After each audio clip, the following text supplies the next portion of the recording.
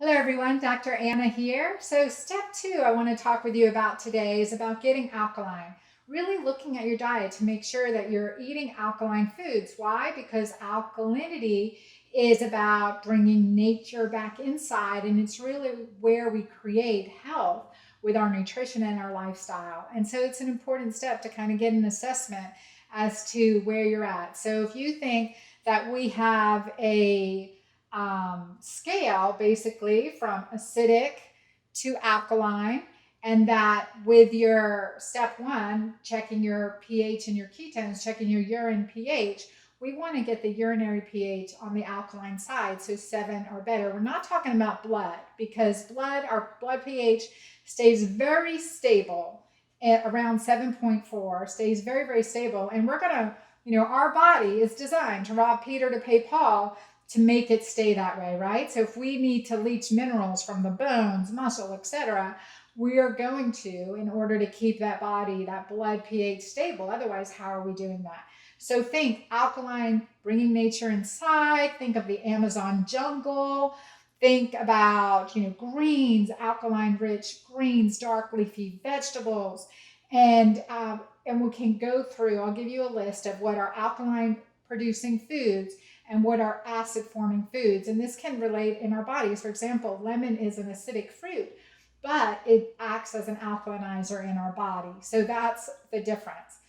And then think of acidity as living, as inflammation, industrialization, right? Concrete jungles. And that leads to, any inflammatory disease, diabetes, cardiovascular disease, Alzheimer's, just the list, cancer, the list goes on, right? So acidity, think of industry. Foods can definitely contribute to an acidic nature, so an inflammatory nature, and that can be high sugar foods, right? That can be a lot of high sugar foods, so processed foods. And certain things like that that are called endocrine disruptors can be acidic to your system. So those are hormone disruptors. Those are like the drinking out of a plastic bottle, the phthalates and BPA. So you want to make sure that when you're drinking out of them, they're phthalate and BPA free. As my alkaline protein drink here with Mighty Maca in my keto alkaline drink. And that's an important aspect. So step 2 is about getting alkaline. In my PDF, downloadable PDF, Restorative Health Guide, my Restorative Health Method, in the nutrition section, I talk about optimal nutrition, and I give you some examples of alkaline vegetables. Now, as we go through to the keto alkaline state, our Keto-Green state, is we're going to stay on the low glycemic vegetables, the low glycemic alkaline vegetables, and really avoid anything with any higher glycemic index or glycemic load.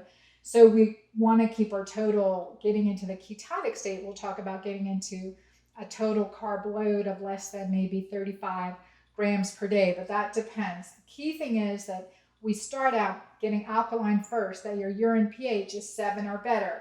So that's step 1. That's step 2 in our Quickstart program, right? So working on those alkalinizers, working on checking and holding yourself accountable.